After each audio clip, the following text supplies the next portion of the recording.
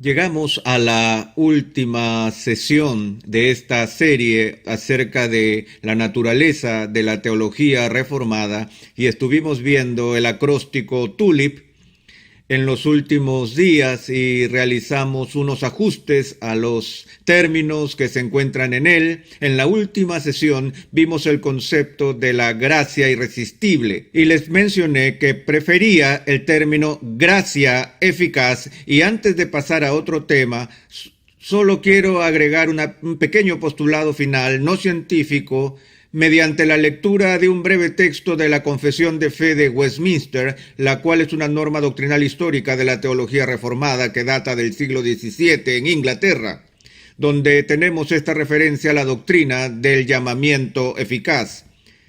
Dice así: todos aquellos a quienes Dios ha predestinado a la vida, y a ellos solamente, tiene Él a bien a su tiempo señalado y aceptado llamar eficazmente por su palabra y espíritu de ese estado de pecado y muerte en el que están por naturaleza a la gracia y la salvación por Jesucristo, iluminando espiritual y salvíficamente su entendimiento a fin de que comprendan las cosas de Dios, quitándoles su corazón de piedra y dándoles un corazón de carne, renovando sus voluntades y por su omnipotente poder, predisponiéndolos a lo que es bueno y trayéndolos eficazmente a Jesucristo, de manera que ellos vienen muy libremente, habiendo sido dispuestos por su gracia. Ahora, hago referencia una vez más acerca de la eficacia de la gracia de la regeneración, no para continuar donde nos quedamos la última sesión, sino como puente, como transición a la última letra del TULIP, la cual es la P en TULIP, y estoy seguro de que estarán encantados de saber que no voy a cambiar esta letra, y la P viene por perseverancia de los santos. Sin embargo, a pesar que no voy a cambiar la letra, sí voy a hacer un cambio en la palabra. También creo que esta frase de perseverancia de los santos es peligrosamente confusa, porque una vez más sugiere que la perseverancia es algo que hacemos, tal vez en y por nosotros mismos. Ahora, yo creo que los santos perseveran en la fe y que los que han sido llamados eficazmente por Dios y han sido regenerados por el poder del Espíritu Santo perduran hasta el fin. Así que ellos perseveran, pero ellos perseveran no solo porque son tan diligentes en hacer uso de las misericordias de Dios, sino que la única razón por la cual cualquiera de nosotros continúa en la fe, aún hasta el último día, no se debe tanto a que hemos perseverado, sino porque nosotros hemos sido preservados. Por lo tanto, prefiero el término la preservación, la conservación de los santos, porque este proceso por el cual somos guardados en un estado de gracia es algo que es llevado a cabo por Dios. Ahora leemos esta declaración de la confesión sobre Dios llamándonos con eficacia a la fe, que regeneración la llamamos la iniciativa divina, y se refiere a la primera etapa en nuestra transformación. Así como entramos a este mundo a través del proceso de nacimiento biológico, el nuevo nacimiento no se refiere a la totalidad de la nueva vida cristiana, sino que se refiere al principio de ella, al primer paso. El paso que se lleva a cabo por la iniciativa de Dios cuando Él vivifica nuestras almas de la muerte espiritual a la vida espiritual, y por eso llamamos a esa iniciativa divina el punto de inicio. Y ese es el principio que es ejecutado, como digo, una vez más por Dios. Ahora, ¿qué escribió Pablo a los filipenses? Él dice que el que comenzó la buena obra en vosotros, la perfeccionará hasta el fin. Ahí está la promesa de Dios de que lo que Él empieza en nosotros tiene la intención de terminarla. Entonces, el viejo axioma de la teología reformada sobre la perseverancia de los santos es este: si tú la tienes, es decir, si tú tienes una fe genuina y estás en un estado de gracia salvadora, si la tienes, nunca la pierdes. Y si la pierdes, nunca la tuviste. Sabemos que hay muchas personas que hacen profesión de fe y que luego se apartan y repudian o se retractan de su profesión de fe.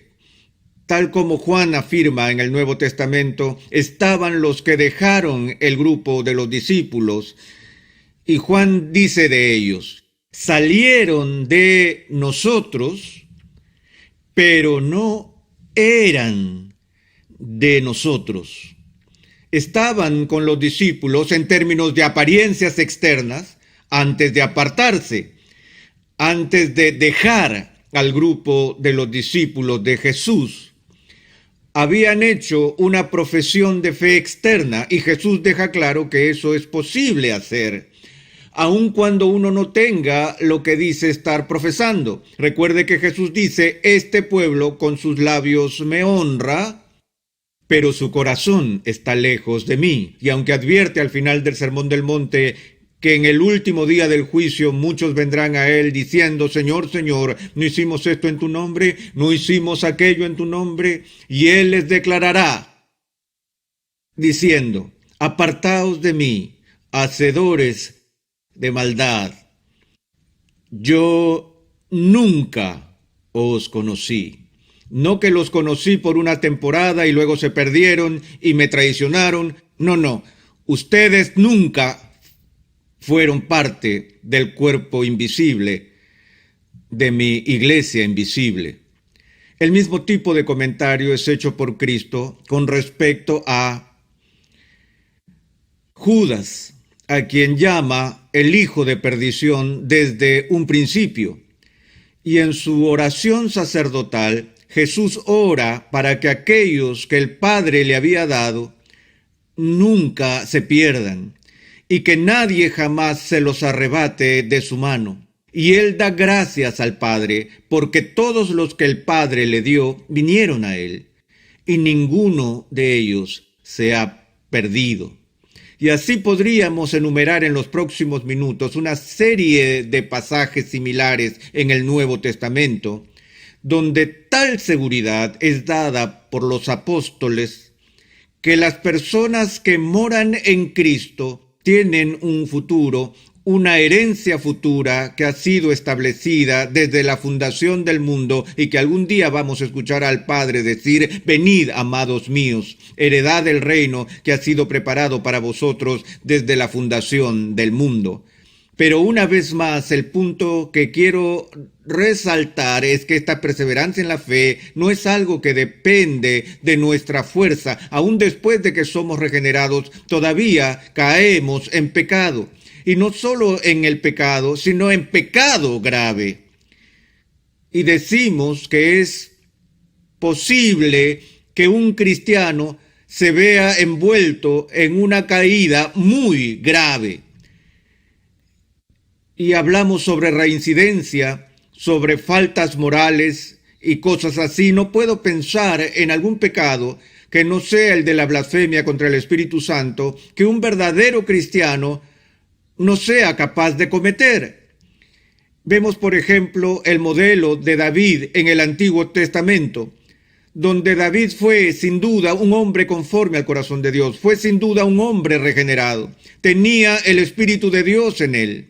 Tenía un profundo amor apasionado por las cosas de Dios y sin embargo este hombre no solo cometió adulterio, sino que se involucró en una conspiración para que el marido de su amante muriera en la guerra, lo que era en sí una conspiración para matar.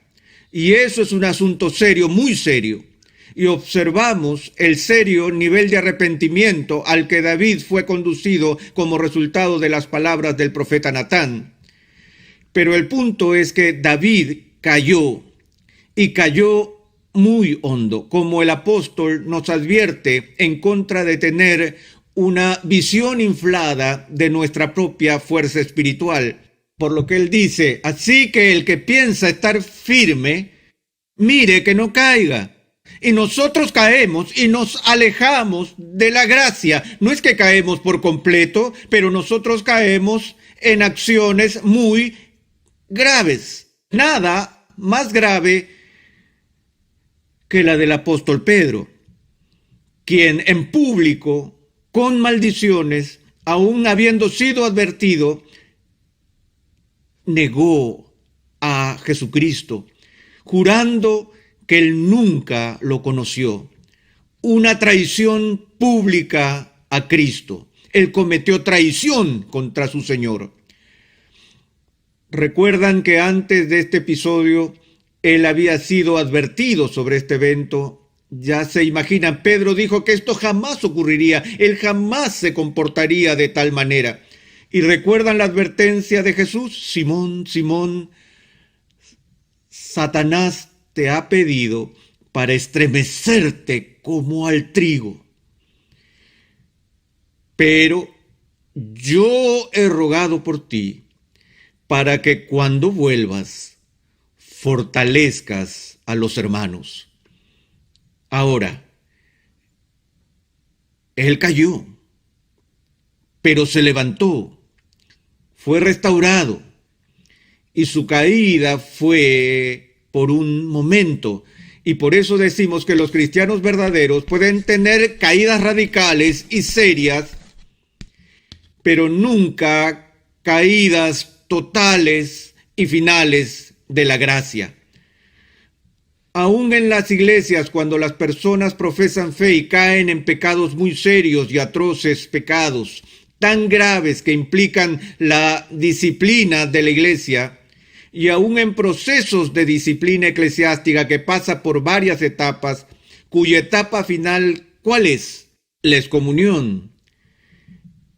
Y creo que es posible, sabemos que es posible para alguien que es verdaderamente regenerado, un verdadero cristiano que esté tan atrapado en el pecado al punto de ser llamado por la iglesia, puesto en disciplina, ser suspendido de los sacramentos y aún así no se arrepiente en todo el camino hasta llegar al final, que es la excomunión, donde es expulsado de la comunión del cuerpo de Cristo y debe ser tratado como un no creyente, ser declarado como no creyente por la iglesia. Incluso ese acto de excomunión se hace con la esperanza que la persona es un verdadero creyente atrapado en un estado muy persistente de pecado y que esta disciplina final de ser separado de la comunión del cuerpo de Cristo será lo que el Espíritu de Dios use para llevarlo al arrepentimiento. Y vemos ese ejemplo que se encuentra en el Nuevo Testamento en la situación de Corinto con el hombre incestuoso. Recuerdan cómo la iglesia nada hacía para disciplinar a este hombre que estaba viviendo en una vida escandalosa hasta que el apóstol tuvo que reprenderlos y amonestarlos y les ordenó excomulgarlo. ¿Qué pasó cuando él fue excomulgado? Se arrepintió y solicitó la reincorporación a la iglesia y ahora la iglesia no lo dejaba regresar. Entonces Pablo tuvo que volver y decir, miren, todo el propósito de la excomunión fue para llevarlo al arrepentimiento. Ahora que él se ha arrepentido, permítanle regresar. Así como Cristo dio la bienvenida a Pedro de vuelta al redil después de su acto reprochable de traición. Así que, de nuevo, el pecado del cristiano puede ser radical y serio, pero nunca total y final. Entonces, ¿cómo juzgamos a alguien que ha hecho una profesión de fe, quizá en presencia nuestra, y luego vemos cómo más tarde la repudia? Bueno, lo primero que se hace es un juicio compasivo, porque uno no sabe el verdadero estado de su alma. Esa es una desventaja que tenemos. No podemos leer el corazón de nadie. No pueden leer mi corazón y yo no puedo leer los suyos. Estamos llamados a ser prudentes y sabios y mirar las acciones de los demás y evaluar y discernir respectivamente. pero aún por tu mejor acción no puedo conocer realmente tu alma, y ustedes no saben lo que hay en la mía. Por eso estamos llamados a ser excepcionalmente tolerantes los unos con los otros y tener esa compasión que cubre una multitud de pecados entre nosotros en la comunión de la iglesia. Pero Dios lee el corazón. Y cuando Dios dice que una determinada persona nunca estuvo en un estado verdadero de fe, podemos estar seguros de que esa persona nunca estuvo en la fe verdadera. Ahora, pero ¿qué pasa si nos topamos con alguien que está en medio de una grave y prolongada caída y que ha repudiado la fe públicamente? Entonces, ¿podemos saber que no es cristiano? No, porque no conocemos el mañana. No sabemos si están en la posición de David antes que Natán hablara con él. Si alguien hubiera estado en ese momento, cuando Pedro dijo que nunca conoció a Jesús, de seguro no habría aseverado que Pedro era cristiano, porque lo estaban observando justo en medio de esta prolongada caída tan grave. Pero todavía tenemos esperanza por aquellos que nos han dejado por un tiempo y que van a regresar. Y tenemos que reconocer que puede tratarse de una de dos cosas. Uno, que su profesión inicial no fue auténtica ni genuina, se trataba de una profesión de fe vacía y que nunca fue creyente, o que su profesión de fe era genuina y que va a volver. Pero eso se lo dejamos a Dios en ese punto. Pero lo que nos enseña el Nuevo Testamento es que el Espíritu Santo, de nuevo, el único que nos levanta de entre los muertos, y Él nos levanta para vida eterna. Todo el propósito de la elección de Dios es para llevar a su pueblo de manera segura al cielo. De modo que lo que Él empieza, Él promete terminar. Y Él no solo inicia la vida cristiana, sino que el Espíritu Santo es el santificador, el que convence y el ayudante que está allí para ayudar en nuestra preservación. Ahora, dos importantes términos se dicen con respecto a la obra del Espíritu en la vida del cristiano que están relacionados con esta idea de la preservación. Uno es que somos sellados por el Espíritu Santo y el otro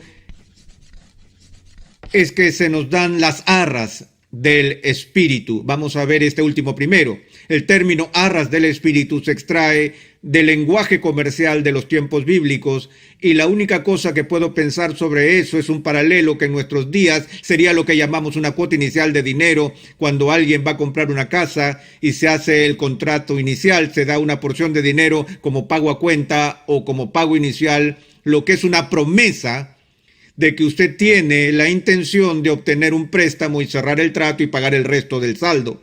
Y para demostrar que estás interesado, en serio entregas este pago. Ahora, sé que hay gente que ha pagado dinero de buena fe, pero que no logra cumplir. Tal vez ellos no estaban tan interesados en primer lugar, o tal vez aparecieron circunstancias que hicieron imposible el continuar con el compromiso.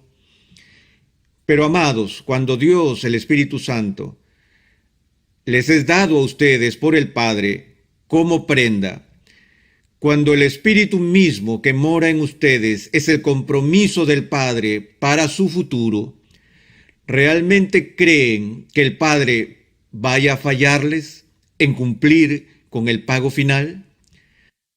No tenemos un fajo de billetes, sino el Espíritu de Dios mismo morando en nosotros como promesa de Dios de finalizar la obra. Y no solo nos da las arras del Espíritu, sino que Él nos sella en el Espíritu Santo. Cuando Dios escribe nuestros nombres en el libro de la vida, Él no lo hace con un borrador a mano, sino que lo hace por la eternidad.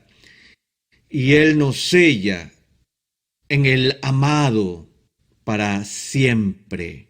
Ahora, finalmente, una de las razones por las que tenemos confianza en nuestro futuro no es solo por el ministerio del Espíritu Santo que acabo de mencionar rápidamente de paso, sino por lo más importante debido a la labor que realiza Jesús.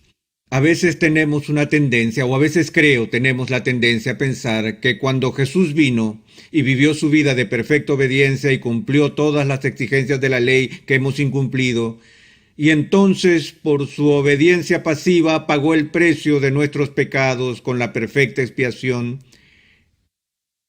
Él hizo todo lo que necesitamos que Él hiciera por nosotros. Pero nos olvidamos de que cuando ascendió al cielo y se sentó a la diestra de Dios y fue entronizado como Rey de Reyes y Señor de Señores, Él no solo fue a su reino, sino que también entró al cielo como nuestro gran sumo sacerdote. Y la función principal de nuestro sumo sacerdote, como Él nos dice, es el de interceder por nosotros diariamente ante el Padre. Jesús intercede por mí, por mi salvación final. No solo oró por sus discípulos en Juan 17 para que nunca fueran arrebatados de la mano de Dios, sino que Él ora por nosotros, para que seamos preservados. Ahora bien, miren a Judas y a Pedro. Ambos traicionaron a Cristo. Uno de ellos era un creyente y el otro no lo era. Ambas acciones fueron indignantes en extremo. La traición total a Cristo. Ambas fueron anticipadas por Cristo.